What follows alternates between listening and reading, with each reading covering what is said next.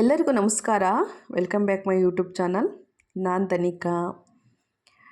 ಇವತ್ತಿನ ರೆಸಿಪಿ ಏನಪ್ಪ ಅಂದರೆ ಪೂರಿ. ಮೈದಾ ಮತ್ತು ಸೋಡಾ ಏನು ಉಪಯೋಗಿಸ್ದಲೇ ಮಾಡ್ಬೋದಂತಹ ಪೂರಿನ ತೋರಿಸ್ತಾ ಇದ್ದೀನಿ. ನೀವು ನೋಡ್ತಿರ್ಬೋದು ಹೇಗೆ ಪೂರಿ ಉಬ್ಬಿದೆ ಅಂತ. ಈ ರೀತಿ ಹೇಗೆ ಪೂರಿ ಮಾಡೋದು ಅಂತ ತೋರಿಸ್ತಿದ್ದೀನಿ.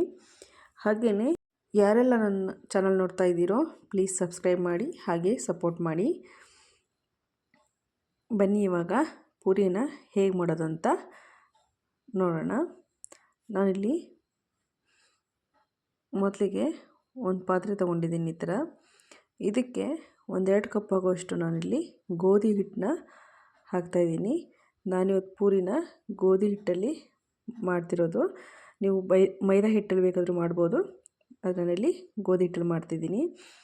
ಮೊದಲು ಗೋಧಿ ಹಿಟ್ಟು ಹಾಕಿದ ಮೇಲೆ ಅದಕ್ಕೆ ಸ್ವಲ್ಪ ಉಪ್ಪು, 1-2 ಸ್ಪೂನಷ್ಟು ಚಿರೋಟಿ ರವೆ ಮತ್ತು 1 ಸ್ಪೂನಷ್ಟು ಸಕ್ಕರೆ ಮತ್ತು ಸ್ವಲ್ಪ ಎಣ್ಣೆನ ಸೇರಿಸ್ಬೇಕಾಗುತ್ತೆ.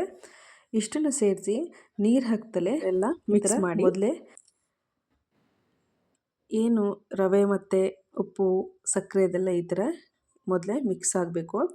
ಇವಾಗ ಇದಕ್ಕೆ ಸ್ವಲ್ಪನೇ ನೀರು ಸೇರಿಸ್ತಾ ಹಿಟ್ಟನ್ನು ಚಪಾತಿ ಹಿಟ್ಟಿಗೆ ಕಲಿಸ್ತೀವೋ ಆ ಹದಕ್ಕೆ ನೀವು ಸ್ವಲ್ಪ ಕಲಿಸ್ಕೋಬೇಕಾಗುತ್ತೆ. ಫುಲ್ ಗಟ್ಟಿಯಾಗೂ ಅಲ್ಲ.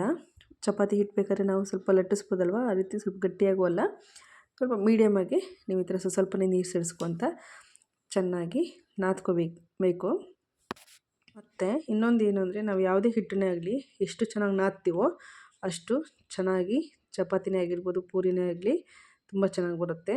ನೋಡಿ, ಒಂದು 5 ನಿಮಿಷನಾದರೂ ನೀಟಾಗಿ ನಾದಬೇಕಾಗುತ್ತೆ. ಈ ಥರ ನಾದಿ ಇದನ್ನು ಒಂದು ಅರ್ಧ ಗಂಟೆ ನಾವು ಹಾಗೆ ತೆಗೆದಿಡಬೇಕು, ರೆಸ್ಟಲ್ಲಿ ಇಡಿ. ಆ ಥರ ಒಂದು ಅರ್ಧ ಗಂಟೆ ಇಟ್ಬಿಟ್ಟು ಸೈಡಿಗೆ ಇಟ್ಟಿರೋಣ. ನಾನಿವಾಗ ಒಂದು ಅರ್ಧ ಗಂಟೆ ಆದಮೇಲೆ ಪೂರಿನ ಅರ್ದು ತೋರಿಸ್ತಿದ್ದೀನಿ. ಈಗ ಹಿಟ್ಟಲ್ಲಿ ನಾವು ಯಾವ ಸೈಜ್ ಬೇಕೋ ಆ ಸೈಜಲ್ಲಿ ನೀವು ಉಂಡೆಗಳನ್ನೆಲ್ಲ ಮಾಡಿ ಈ ಥರ ಇಟ್ಕೊಂಡಿರಿ ಒಂದು ಸೈಡಲ್ಲಿ. ಇವಾಗ ಒಂದು ಬಾಣಲೆಯಲ್ಲಿ ಎಣ್ಣೆ ಕಾಯಕ್ಕಿಟ್ಟು ಅದು ಕಾಯೋಷ್ಟರಲ್ಲೇ ಬೇಕಾದ್ರೆ ನೀವು ಈ ಥರ ಒತ್ತೊತ್ತಿ ಹಾಕ್ತಿರ್ಬೋದು. ನೋಡಿ, ನಿಮಗೆ ಎಷ್ಟು ಇಲ್ಲ ಪೂರಿ ದೊಡ್ಡದಾಗೆ ಬೇಕು ಅಂದರೆ ದೊಡ್ಡದಾಗಿ ಹರ್ಕೋಬೋದು, ಇಲ್ಲ ಸಣ್ಣದಾಗೆ ಬೇಕು ಅಂದರೆ ಸ್ವಲ್ಪ ಮೀಡಿಯಮಾಗಿ ಹರ್ಕೊಳ್ಳಿ. ನಾನಿಲ್ಲಿ ಮೀಡಿಯಮಾಗಿ ಅರಿತಿದ್ದೀನಿ. ನೋಡಿ, ಮತ್ತು ನಾನು ಇನ್ನೊಂದು ಹಸಿ ಹಿಟ್ಟು ಹಾಕಿಯೇ ನಾನಿಲ್ಲಿ ಅರಿತಿರೋದು. ನೀವು ಇಲ್ಲ ನಾವು ಹಸಿ ಹಿಟ್ಟು ಹಾಕಲ್ಲ ಅಂದರೆ ಬೇಕಾದ್ರೆ ಸ್ವಲ್ಪ ಎಣ್ಣೆ ಹಾಕಿಬಿಟ್ಟು ಇರ್ತಾವಲ್ಲ ಎಣ್ಣೆ ಕವರು, ಅದಕ್ಕೆ ಬೇಕಾದ್ರೂ ಆ ಥರ ಎಣ್ಣೆ ಹಾಕಿಬಿಟ್ಟು ಕೈಯಲ್ಲೇ ತಟ್ಟಿ ಕೂಡ ಹಾಕ್ಬೋದು. ಆ ಥರನೂ ಮಾಡ್ಬೋದು. ಬೇಡ ಆ ಥರ ಅಂದರೆ ಈ ಥರನೂ ಲಟ್ಟಿಸಿ ಹಾಕ್ಬೋದು. ಮತ್ತು ಹಾಕಬೇಕಾದ್ರೆ ಸ್ವಲ್ಪ ನಾವು ಕೈಲಿ ಅದನ್ನ ಹಿಟ್ಟನ್ನೆಲ್ಲ ಸ್ವಲ್ಪ ಒರೆಸಿ ಹಾಕಬೇಕಾಗುತ್ತೆ. ನೋಡಿ ಎಷ್ಟು ಚೆನ್ನಾಗಿ ಉಬ್ಬಿ ಬರ್ತಿದೆ ಪೂರಿ.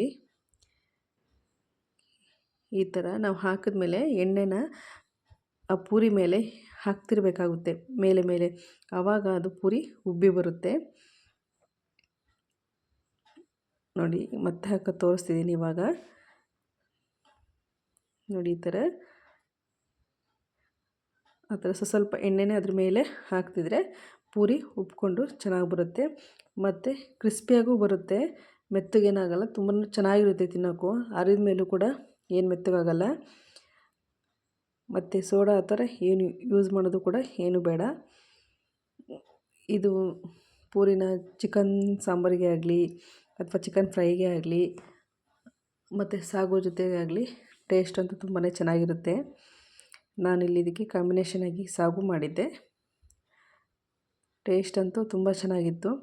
ಮತ್ತು ನೀವು ಕಲಸಿಟ್ಟಿರ್ತೀರಲ್ವ ಆವಾಗಲೇ ಆ ಸಕ್ಕರೆ ಎಲ್ಲ ಕರಗಿರುತ್ತೆ.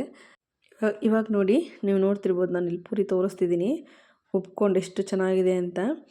ನೋಡಿ, ಇವಾಗ ಈ ಥರ ಓಪನ್ ಮಾಡಿ ನೋಡಿ ತೋರಿಸ್ತಿದ್ದೀನಿ. ನೋಡಿ ಎಷ್ಟು ಚೆನ್ನಾಗಿದೆ ಅಂತ. ಈ ಥರ ಕ್ರಿಸ್ಪಿಯಾಗಿ ಬರಬೇಕು ಅಂದರೆ ಸ್ವಲ್ಪ ರವೆ ಎಲ್ಲ ಹಾಕಿಬಿಟ್ರೆ ಸಾಕು. ನಾನು ಏನು ಹೇಳಿದ್ದೀನಲ್ಲ ಆ ಮೆಥಡಲ್ಲಿ ಮಾಡಿದ್ರೆ ತುಂಬಾ ಚೆನ್ನಾಗಿ ಬರುತ್ತೆ. ಮತ್ತು ಬೇಗನೂ ಕೂಡ ಆಗುವಂಥ ರೆಸಿಪಿನೇ ಅಂತ ಹೇಳ್ಬೋದು. ಈಸಿಯಾಗೂ ಕೂಡ ಮಾಡ್ಕೋಬೋದು. ಹಾಗೆಯೇ ಈ ರೆಸಿಪಿ ಇಷ್ಟ ಆದಲ್ಲಿ ಲೈಕ್ ಮಾಡಿ, ಶೇರ್ ಮಾಡಿ, ಹಾಗೆ ಕಮೆಂಟ್ ಮಾಡಿ. Thank you for watching.